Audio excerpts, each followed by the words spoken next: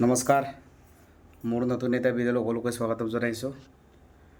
আজিৰ ভিডিঅ'ত আছে মটন কাৰী কেনেকৈ বনাই ছাগলী মাংস আনি এইটো গোটেই প্ৰচেছটো আপোনালোকক দেখাই আছোঁ। আপোনালোকে ভিডিঅ'টো স্কিপ নকৰাকৈ চাই থাকিব আৰু ভিডিঅ'টো ভাল লাগিলে কমেণ্ট কৰিব আৰু লাইক কৰিব আৰু চেনেলটো ছাবস্ক্ৰাইব কৰি দিব। বলক ভিডিঅ'টো আৰম্ভ কৰোঁ। সেয়া মাংসটো লৈছোঁ, মাংসটো ধুনীয়াকৈ ধুই লৈ চাফ চিকুণ কৰি ধুনীয়াকৈ ধুই ল'লোঁ। এইটো কাচি মাংস আছিলে, বেছি নহয় 0.5 কেজিমান আনিছিলোঁ, যিহেতু মাংসৰ দাম ইমান বাঢ়িছে। তাৰপিছত ইয়াত পিঁয়াজটো এপোৱা মানে কাটিছোঁ।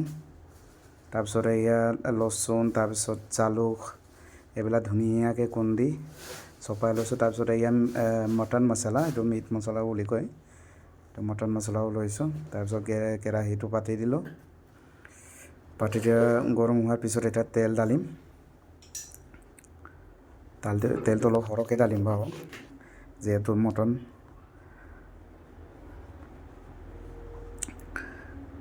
তাৰপিছত তেলটো অলপ গৰম কৰিব দিলোঁ, তাৰপিছত তেজপাত দুটামান লগালোঁ, তাৰপিছত পিঁয়াজটো ভাজি দিলোঁ।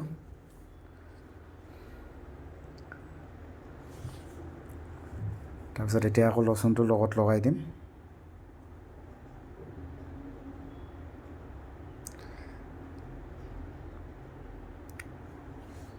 তাৰপিছত এইটো ধুনীয়াকৈ মিহলাই লৈছোঁ।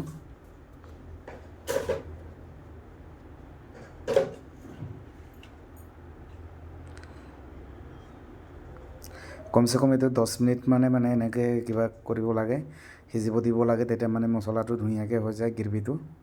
এতিয়া ঢালিছোঁ হালধি,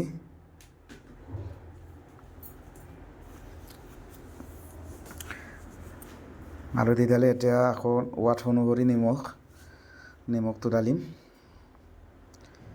তাৰপিছত এতিয়া আকৌ ধুনীয়াকৈ যিমান আৰু নিজৰ কিবাটো মানে জোখটো লৈ নিমখটো দিব লাগে।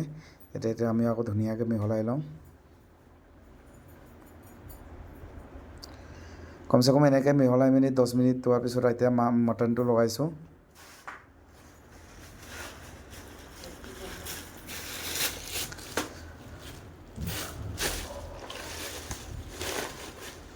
তাৰপিছত আকৌ ধুনীয়াকৈ এতিয়া লৰাই লওঁ। তো লৰাই দিয়াৰ পিছত এতিয়া একো মছলা চছলা একো নিদিয়াকৈ কমচে কম 10-15 মিনিটৰ কাৰণে এইটো ঢাকোন মাৰি থ'ব লাগে। তেতিয়া মানে মছলাটো মানে পিছত কিবাটো আগত লগালে মানে গোন্ধটো বেয়া হৈ যায়, সেইটো কাৰণে অলপ বিনা মছলাত মানে এইটো কিবা কৰিলোঁ। তাৰপিছত এনেলে আকৌ ঢাকোনটো খুলি 10 মিনিটৰ পিছত খুলি চালোঁ, এনেকুৱা হৈ আছে। এতিয়া আকৌ এইটো উঠাই চাম। ধুনীয়াকৈ পানী ওলাইছে বাৰু মাংসৰ পৰা, নিজে মানে পানী ঢালাই নাই, কিন্তু নিজে পানী ওলাইছে। এইটো পানীটো একদম পূৰা শেষ কৰিব লাগিব। তাৰপিছত এতিয়া ঢালিম মটন মছলা, মিৰ্চি পাউডাৰ আৰু কালা মিৰিচ মানে জালুক, এইটো লগাই লওঁ। এইটো সৰহকৈ দিছোঁ মছলা আৰু কালা মিৰ্চি, কিবা লাল মিৰিচ আৰু এইটো জালুকটো, মিৰ্চি পাউডাৰ দিছোঁ। তাৰপিছত ধুনীয়াকৈ এইটো আকৌ মেৰিনেট কৰিব লাগিব।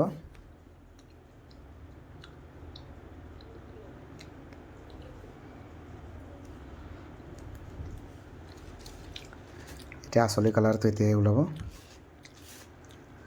এইটো মেৰিনেট কৰি দিয়াৰ পিছত কমচে কম 5-6 মিনিট মানে এনেকৈ লৰাই থাকিব লাগে, যাতে আৰু মছলা আৰু মাংসটো মিলি যায়।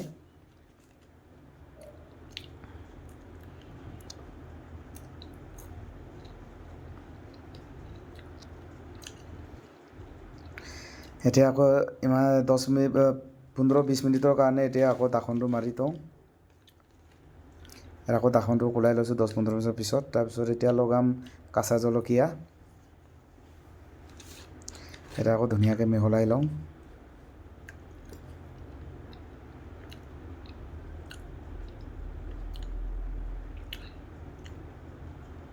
এতিয়া কালাৰটো ওলাইছে বাৰু ভালকৈ।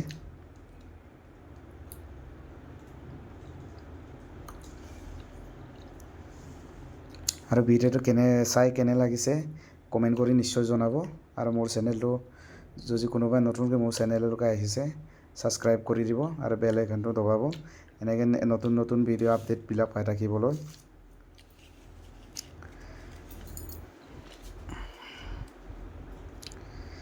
এতিয়া পানী অলপ লগাইছোঁ যাতে মানে মছলাটো মানে সিজিবৰ কাৰণে, জলকীয়া আৰু মছলা আৰু পিঁয়াজবিলাক সিজিবৰ কাৰণে। এতিয়া ঢাকনটো 10 মিনিটমানৰ কাৰণে মাৰিলোঁ, আকৌ এতিয়া ওলাই চালোঁ এনেকুৱা হৈ আছে। এতিয়া ওপৰত লগাম, এইটো এতিয়া আগতে আকৌ মিহলাই লওঁ।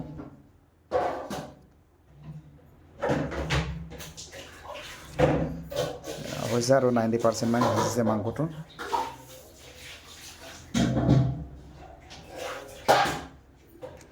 দেশী ষ্টাইলৰ আৰু গাঁৱলীয়া এনেই চিম্পুল ষ্টাইলটো বনাইছোঁ। এতিয়া লগাম ধনিয়া পাত্তা। ধনিয়া পাত্তাটো আমি অলপ সৰহকৈ কাটিছোঁ, সৰহকৈ লগাইছোঁ ধনিয়া পাত্তা, যাতে ধনিয়া পাত্তাটো দিলে বেছি সুন্দৰ মানে কিবা গোন্ধ এটা পায়, সেইটো কাৰণে আমি সৰহকৈ লগাইছোঁ। আৰু আকৌ ধুনীয়াকৈ মেৰিনেট কৰিছোঁ। মেৰিনেট কৰি ধুনীয়াকৈ মিলাই লৈছোঁ।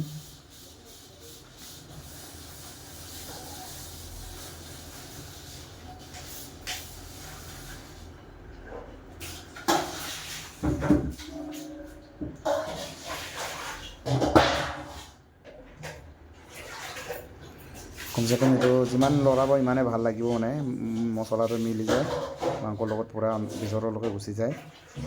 এতিয়া আকৌ আমি এইটো 10 মিনিটৰ কাৰণে ঢাকন মাৰি থ'ম। ফাইনেলি এতিয়া ঢাকন মাৰি এতিয়া আকৌ ওলাই চালোঁগৈ। ফাইনেলি এতিয়া মানে 100% সিজি গ'ল মাংসটো। হ'লেও এইটো অলপ এতিয়া মেৰিনেট কৰিছোঁগৈ। ধুনীয়াকৈ লৰাই যেতিয়া ধনিয়া পাত্তাও সিজিলে, তাৰপিছত মছলা চব মাংসৰ লগত মিলি গ'ল।